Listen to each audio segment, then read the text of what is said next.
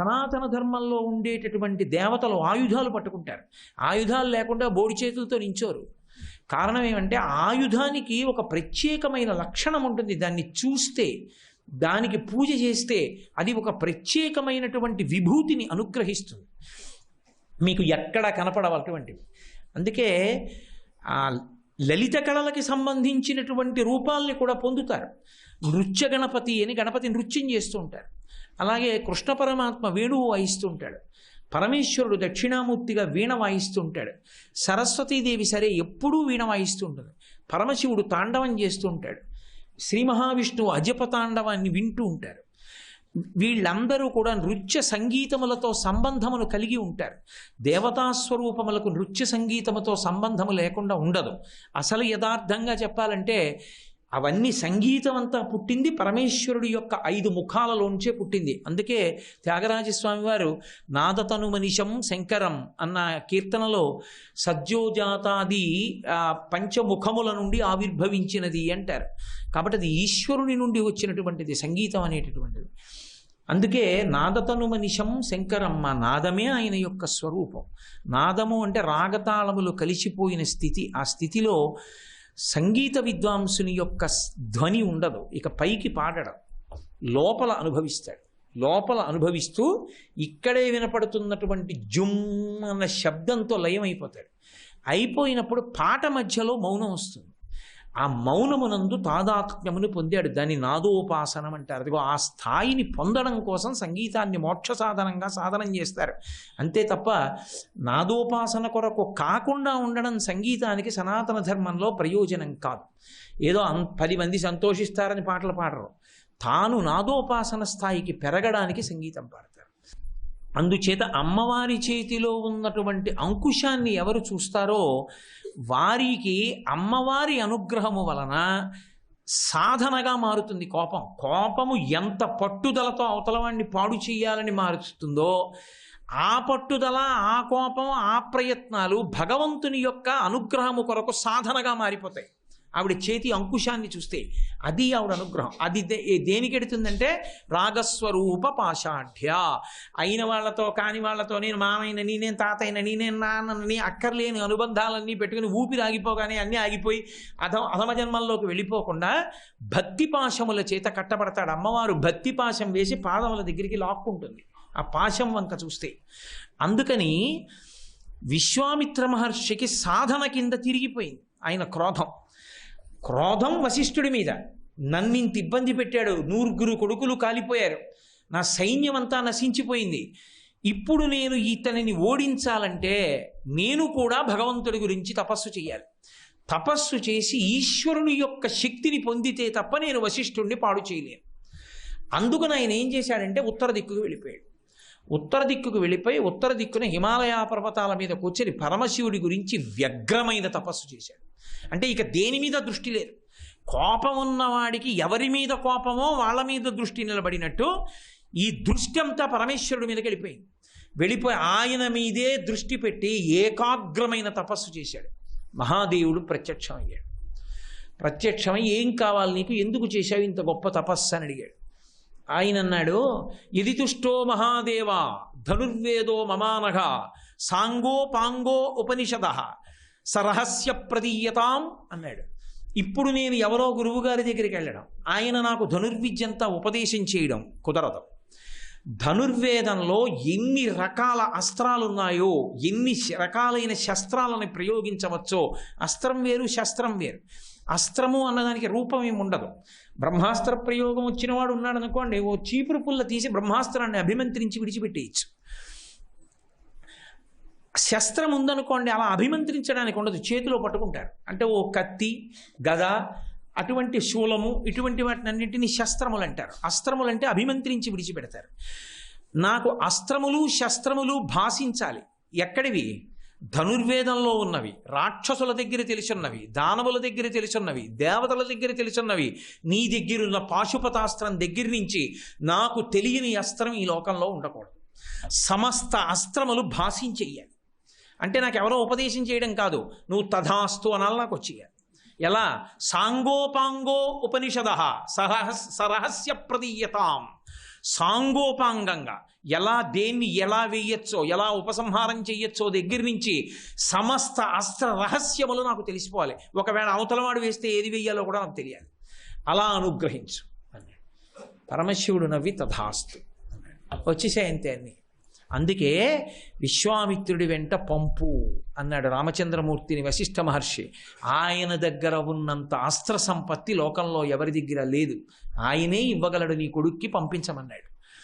ఇప్పుడు ఇన్ని వచ్చేసాయి కదా, బయట కత్తులు కఠారులు ఆయనకు అక్కర్లేదు. తిన్నగా వశిష్ఠుడి ఆశ్రమానికి వచ్చాడు. కనీసం వశిష్ఠ అని కూడా పిలవలేదు, పిలవకుండా అస్త్రప్రయోగం చేశాడు. అంత పెద్ద ఆశ్రమంలో ఉన్న చెట్ల దగ్గర నుంచి అన్ని బూది కుప్పలైపోయాయి క్షణంలో. అగ్నిహోత్రం అంటుకుపోయి ఆశ్రమం కాలిపోయింది. మీరు భయపడకండి నేనున్నాను అన్నాడు వశిష్ఠుడు. ఆయన ఈ మాట అనే లోపల ఋషులందరూ పారిపోయారు. ఎవరి ప్రాణభయం వాళ్ళది కదండి. ఏమిటి పిడుగులు, ఏమిటి ఉరుములు, ఏమిటి ఈ అస్త్రాలు, ఏమిటి ప్రయోగం, ఏమిటి ఆశ్రమం మీదని వెళ్ళిపోయారు. ఇక అక్కడి నుంచి మొదలు పెట్టాడు. మీరు చదవాలి శ్రీరామాయణం, నేను ఎన్ని చెప్పగలను. ఐషీకాస్త్రం, రౌద్రాస్త్రం, ఆగ్నేయాస్త్రం, వారుణాస్త్రం, పాశుపతాస్త్రం, నారాయణాస్త్రం, బ్రహ్మాస్త్రం, ఎన్ని అస్త్రాలు ప్రయోగించేశాడు. ఒక్కొక్క అస్త్రం ప్రయోగిస్తుంటే వచ్చేస్తోంది వశిష్ఠుడి మీదకి. వశిష్ఠుడు లేచి నిలబడి తను చెయ్యి పెట్టుకునే బ్రహ్మదండాన్ని పైకెత్తి పట్టుకున్నాడు. ఇలా ఎన్ని అస్త్రాలు విశ్వామిత్రుడు వేస్తున్నాడో అన్నింటినీ బ్రహ్మదండం పుచ్చేసుకుంటోంది. ఒక్క అస్త్రం పని చేయట్లేదు, ఇన్నిటినీ బ్రహ్మదండం మింగేస్తోంది. ఆఖరణ విపరీతమైన కోపం వచ్చేసింది విశ్వామిత్రుడికి. ప్రళయం వచ్చినంత పని, సముద్రములు గూర్నిల్లిపోయి పర్వతములు కదిలిపోతాయి బ్రహ్మాస్త్ర ప్రయోగం చేస్తే. బ్రహ్మాస్త్రాన్ని ప్రయోగించేశాడు వశిష్ఠుడి మీదకి. ఒంట్లో రోమకూపాల్లోంచి తేజోజ్వాలలు పైకొస్తుండగా బ్రహ్మాస్త్రాన్ని కూడా తను చెయ్యి పెట్టుకునే బ్రహ్మదండంతో లాగేశాడు వశిష్ఠుడు. తెల్లబోయి నిలబడిపోయాడు విశ్వామిత్రుడు. అందరూ ఋషులందరూ వచ్చి మహానుభావ, అపరిమితమైన తేజోవంతమైన స్వరూపం ఉపసంహారం చెయ్యి అన్నారు. ఏమి రాని వీటిపంటి పని చేశావు అని కూడా కోప్పడలేదు వశిష్ఠుడు. మళ్ళీ కూర్చున్నాడు హాయిగా, తన తపస్సు తను చేసుకుంటున్నాడు. అందరూ వచ్చేసారు. చూశాడు విశ్వామిత్రుడు. దిగ్బలం క్షత్రియ బలం బ్రహ్మతేజో బలం బలం ఏకేన దండమాత్రేణ సర్వాస్త్రాన్ని విహానిమే అన్నాడు. ఎంత అన్యాయం రా! దిగ్బలం క్షత్రియ బలం, ఈ క్షత్రియ బలం ఎందుకో పనికిరాలేదు. బ్రహ్మతేజో బలం బలం, ఆ బ్రాహ్మణ తేజస్సుందే అదే బలం. ఏకేన బ్రహ్మదండేన సర్వాస్త్రాన్ని హతానిమే, ఒక్క బ్రహ్మదండాన్ని ఇలా పట్టుకున్నాడు. నేను వేసిన ఇన్ని అస్త్రాలు, పరమశివుడిచ్చిన ధనుర్వేదం, దేవతలవి, దానవులవి, రాక్షసులవి, యక్షులవి, గంధర్వులవి, కిన్నెరులవి, కింపురుషులు, ఇన్ని అస్త్రాలు పుచ్చేసుకుంది. కనీసం ఒంటి మీద చిన్న గాయం పడలేదు. ఇప్పుడు ఊరుకోలేదు, ఎనలేని కోపం వచ్చేసి, ఈ వశిష్ఠుణ్ణి నేనేం చేయలేనా? ఇంత చేసినా ఏమీ చేయట్లేదు, ఏమీ కావట్లేదు వశిష్ఠుడికి. విపరీతంగా కోపం పెరిగిపోయింది. అదృష్టం ఎక్కడుందంటే పరదేవత అనుగ్రహం సాధనగా మారింది. అక్కడ ఉత్తర దిక్కుకి వెళ్ళి పరమశివుడి గురించి తపస్సు చేసి అంత సాధించుకున్నాడు. ఉత్తర దిక్కు నాకు అచ్చి రాలేదన్నాడు. దక్షిణ దిక్కుకి వెళ్ళాడు. దక్షిణ దిక్కుకి వెళ్ళి తపస్సు చేయడానికి కూర్చుని 1000 సంవత్సరములు ఘోరమైన తపస్సు చేశాడు. చతుర్ముఖ బ్రహ్మగారు హంసవాహనం మీద వచ్చాడు. నాయనా నిన్ను రాజర్షి అని పిలుస్తున్నానన్నాడు. ఇంతేనా 1000 సంవత్సరములు తపస్సు చేస్తే అన్నాడు. అంతే, బ్రహ్మర్షి అన్న మాట నీకు అప్పుడే అన్వయం అవదు, నువ్వు రాజర్షివి అంతే అన్నాడు. బాధపడలేదు, సంతోషించలేదు. నేను ఎప్పటికైనా వశిష్ఠుడిని పడగొట్టాలి, బ్రహ్మర్షి అవ్వాలనుకున్నాడు. కడుపులో కక్ష, కోపం. మళ్ళీ తపస్సు చేయాలనుకున్నాడు, కూర్చున్నాడు. తీరా కూర్చునేసరికి ఒక సందర్భం జరిగింది. ఇక్ష్వాకు వంశంలో పుట్టాడు త్రిశంకువు అని ఒక మహారాజు గారు. ఆయనకి కులగురువు వశిష్ఠుడు. వశిష్ఠుడి దగ్గరికి వెళ్ళి ఒక మాట అడిగాడు, నన్ను సశరీరంగా స్వర్గానికి పంపించడానికి యజ్ఞం చేయించమన్నాడు. వశిష్ఠుడు అన్నాడు, సశరీరంగా స్వర్గానికి వెళ్ళడం కుదరదు, అటువంటి యజ్ఞాలు చేయించరు, నేను చేయించను, నువ్వు వెళ్ళకూడదన్నాడు. గురువు మాట విని ఊరుకోవాలి. గురువు ఒకటి చెప్తే శాసనం. గురువుని కాదని గురువుని మార్చే ప్రయత్నం చేశాడు. అక్కడి నుంచి గురువుగారి కొడుకులు 100 ఉన్నారు, వశిష్ఠుడి యొక్క కొడుకులు. ఆ 100 పుత్రుల దగ్గరికి వెళ్ళి, అయ్యా మీకు తెలుసు కదా, ధార్మికంగా పరిపాలించాను, మీ నాన్నగారి పాదములు పట్టుకుని అర్థించాను, సశరీరంగా నేను స్వర్గానికి ఎడతాను, యజ్ఞం చేయించమని మీ తండ్రి కాదన్నారు, మీ తండ్రి గారి కొడుకులు మీరు తప్ప నాకు దిక్కెవరు, మీరు యజ్ఞం చేయించండి అన్నాడు. అంటే వాళ్ళు అన్నారు, ఛీ ధూర్తుడా, మా తండ్రి చేయించని పని మేం చేయిస్తామా? అసలు మా తండ్రి చేయించనన్నాడని మమ్మల్ని చేయించమని మా దగ్గరికి రావడం తప్పు. నువ్వు ఇటువంటి ధూర్తతనానికి పోయావు కాబట్టి చండాలుడవగుదువుగాక అని శపించారు వాళ్ళు. ఇప్పుడు రాత్రి తెల్లవారేటప్పటికీ ఒంటి మీద ఉన్న బంగారు ఆభరణములన్నీ ఇనుప ఆభరణములైపోయి భస్మ ఒంటి నిండా రాసుకుని నల్లటి వర్ణంలోకి మారిపోయాడు. ఎర్రటి బట్టలు కట్టుకుని చుట్టూ ఉన్న మంత్రులు పరివారం చూసి భయపడి విడిచిపెట్టి వెళ్ళిపోయారు. ఈ త్రిశంకుడు అరణ్యంలో తిరుగుతూ విశ్వామిత్రుడి దగ్గరికి వచ్చాడు. ఎందుకు వచ్చాడంటే ఆయనకి తెలుసు వశిష్ఠుడంటే కోపం. వశిష్ఠుడు చేయించలేదు అంటే తను చేసేస్తానంటాడు, కక్ష కొద్దీ చేస్తానంటాడు. అందుకని విశ్వామిత్రుడి దగ్గరికి వెళ్ళాడు. మహానుభావ, నేనంత గొప్పగా ధార్మికంగా రాజ్యం చేశా, నమ్ముకున్న కులగురు అని పురోహితుడని వశిష్ఠుణ్ణి ఆశ్రయించా, చేయించనన్నాడు యజ్ఞం. వశిష్ఠ పుత్రుల్ని అడిగాను, చేయించనన్నారు యజ్ఞం, సరికదా శపించారు, ఇదిగో ఇలా అయిపోయానన్నాడు. వశిష్ఠుడు చేయించనన్నాడా అన్నాడు. చేయించనన్నాడు, మే చేయిస్తాను. అది చెయ్యొచ్చా చేయకూడదా లేదు, వశిష్ఠుడి మీద కోపం. అంటే ఇన్ని వేల సంవత్సరములు తపస్సు చేసిన వాడు కోపాన్ని తొలగించలేకపోయాడు. ఎంత కష్టమైందో చూడండి. అందుకని నేను చేయిస్తానని తన కొడుకుల్ని పిలిచాడు. అప్పటికి మళ్ళీ కొంతమంది బిడ్డల్ని కన్నాడు. కొంతమంది కొడుకుల్ని పిలిచి మీరు యజ్ఞానికి సంభారాలు సిద్ధం చేయండి. శిష్యుల్ని పిలిచి మీరు ఎక్కడెక్కడ ఉన్నటువంటి ఋషుల్ని కూడా ఈ యజ్ఞం చేయడానికి పిలుచుకురండి. ఎవరెవరు ఈ యజ్ఞానికి రానన్నారో, రానన్నప్పుడు ఏమన్నారో నాకు వచ్చి చెప్పండి అన్నాడు. ఎందుకో ఆయన మనసులో తెలుసు ఆయన ఏం చెయ్యాలనుకుంటున్నాడో. అందరి దగ్గరికి వెళ్ళారు, అడిగారు. అందరూ కోపధారి, అక్కర్లేని గొడవ, శపిస్తాడని అందరూ వచ్చేసారు.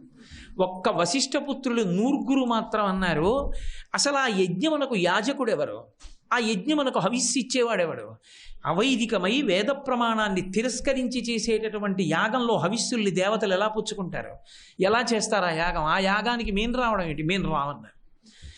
ఆయనతో పాటే వేరొక బ్రాహ్మణుడు కూడా, వేరొక ఋషి కూడా నేను రానన్నాడు. మహోదయుడు అని ఆయనకి పేరు. ఈ నూర్గురు మహోదయుడు రానన్నారు. మిగిలిన వాళ్ళందరూ ఈయన కోపానికి భయపడి వచ్చేసారు. వెళ్ళి చెప్పారు విశ్వామిత్రుడికి, ఒక్క మహోదయుడు వశిష్ఠపుత్రులు నూర్గురు మాత్రం రాలేదు, సరికదా ఇలా అన్నారన్నాడు. అంతే, ఎక్కడ లేని కోపం వచ్చింది. వెంటనే కమండలంలో నీళ్లు చేతిలో పోసుకుని అభిమంత్రించి విడిచిపెట్టాడు. విడిచిపెట్టి అన్నాడు, వశిష్ఠపుత్రులు నూర్గురు శరీరమును విడిచిపెట్టదరుగాక. నూర్గురు మరణించి 700 జన్మల పాటు శవమాంసమును తినేటటువంటి వారగుదురుగాక.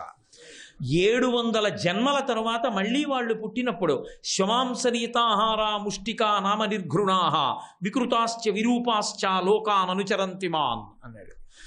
వాళ్ళు కుక్క మాంసం తినేటటువంటి భయంకరమైనటువంటి ముష్టిక జాతి ఎందు జన్మించెదరుగాక. జన్మించి దీర్ఘకాలం ఈ భూమండలం మీద తిరుగుతూ కుక్క మాంసం తింటూ బ్రతికెదరుగాక అన్నాడు. ఇప్పుడు తన శాపం ఫలించాలంటే తను చేసిన తపస్సు ఎంత వ్యయమైపోతుంది. వశిష్ఠుడి మీద కోపంతో వశిష్ఠపుత్రులు నూర్గురిని శపించడంలో చేసిన తపస్సు కొంత పోయింది. ఇప్పుడు కొంత తపస్సు పోయింది, మిగిలిన తపస్సుతో ఆ యజ్ఞం మొదలెట్టించి దేవతలందరినీ పిలిచాడు హవిస్సు పుచ్చుకోమని. మేము రావన్నారు. దేవతలు ఎవరు రాలేదు. కోపం వచ్చింది. త్రిశంకు బేలగా చూస్తున్నాడు, ఇదేమిటి దేవతలే రాలేదు హవిస్సు పుచ్చుకోవడానికి, నేను ఎక్కడికి వెడతాను స్వర్గానికి. త్రిశంకుని పిలిచి అన్నాడు, నువ్వు బెంగ పెట్టుకుంటున్నావా వెళ్ళలేనని? పశ్యమే తపసో వీర్యం నాసి స్వర్గ కృతాలయ, ఇప్పుడే నిన్ను పంపించేస్తున్నాను స్వర్గానికి. నేను చేసినటువంటి తపస్సులో కొంత తపస్సుని శక్తి వినియోగించేస్తున్నాను, వెళ్ళిపో అని ఆయన్నేమో స్వర్గలోకానికి పంపించాడు. త్రిశంకు తిన్నగా స్వర్గానికి వెళ్ళిపోయాడు విశ్వామిత్రుడి యొక్క తపశ్శక్తి చేత. వెళ్ళిపోగానే ఇంద్రుడు చూశాడు, వస్తున్నాడు స్వర్గంలోకి.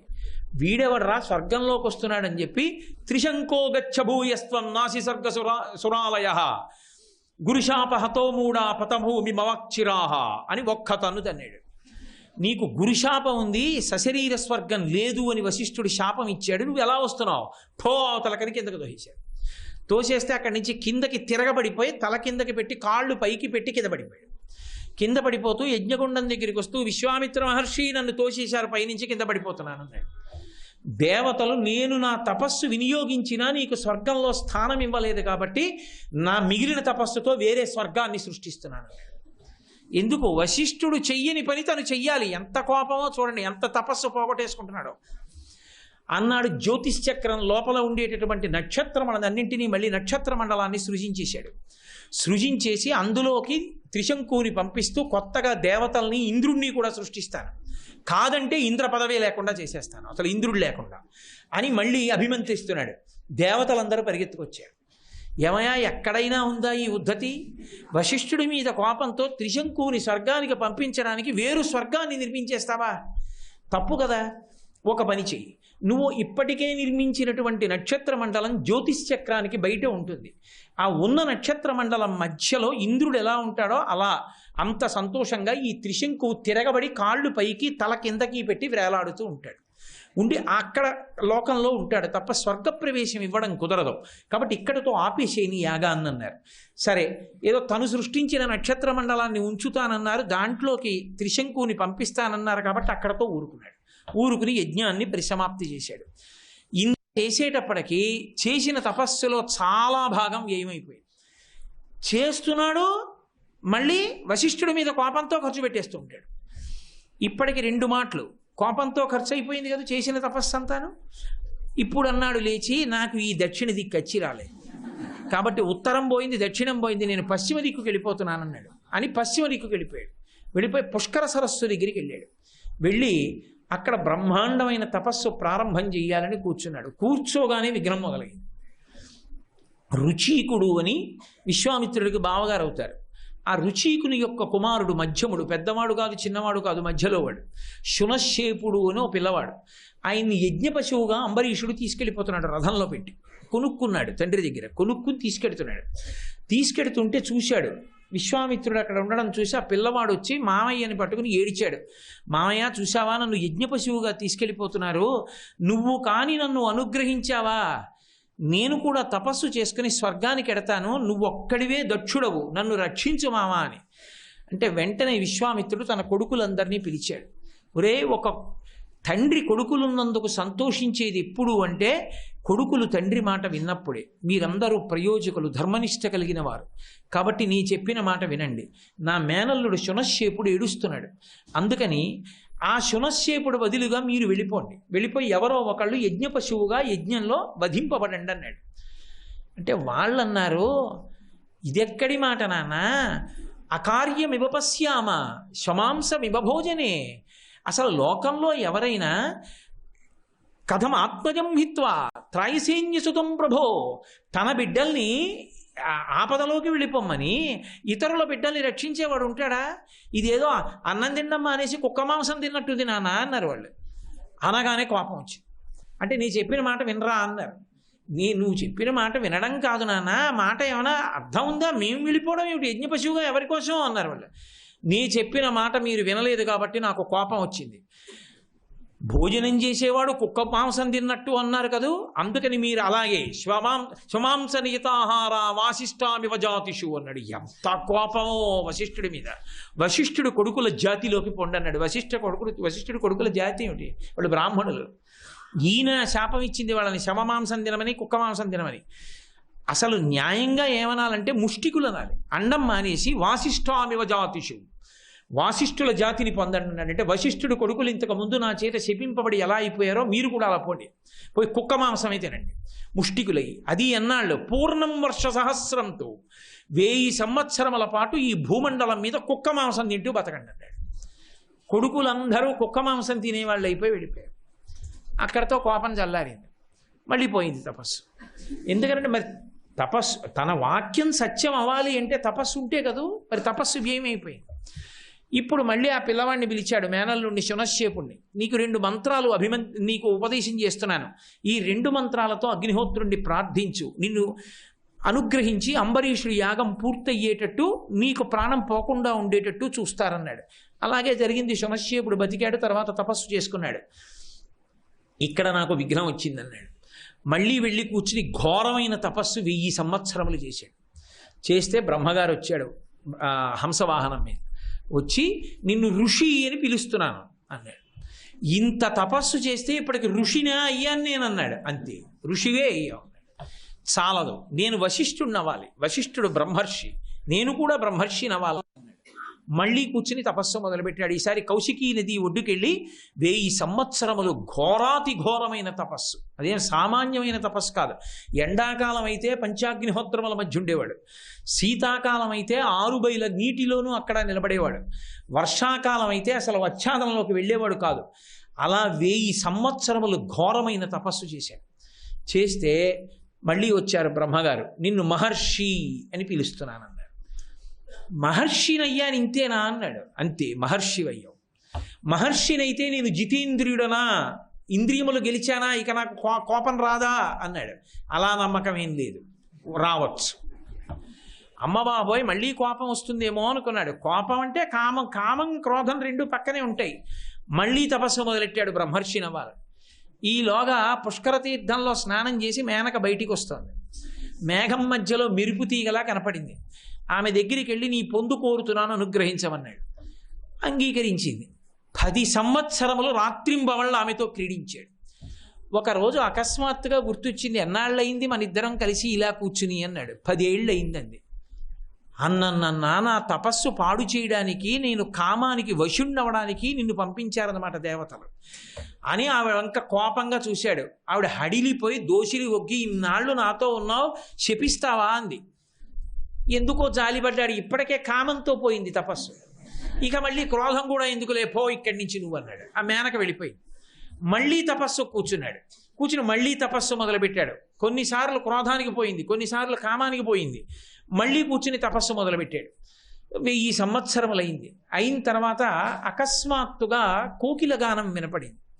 మంచి చెట్లన్నీ చిగర్చి కనపడుతున్నాయి, సంగీత ధ్వనులు వినపడుతున్నాయి. చూస్తున్నాడు, ఎదురుగుండా రంభ నడుస్తోంది. తన మనస్సు కామమోహితమైంది. ఆలోచించాడు, అకస్మాత్తుగా ఇలా ఎందుకు మారిందని. ఓహో, గతంలో మేనకకి వశమైపోయాని ఇప్పుడు రంభని పంపారనమాట వీళ్ళు. మళ్ళీ నా తపస్సు పాడైపోతుందని ఆ రంభని పిలిచాడు.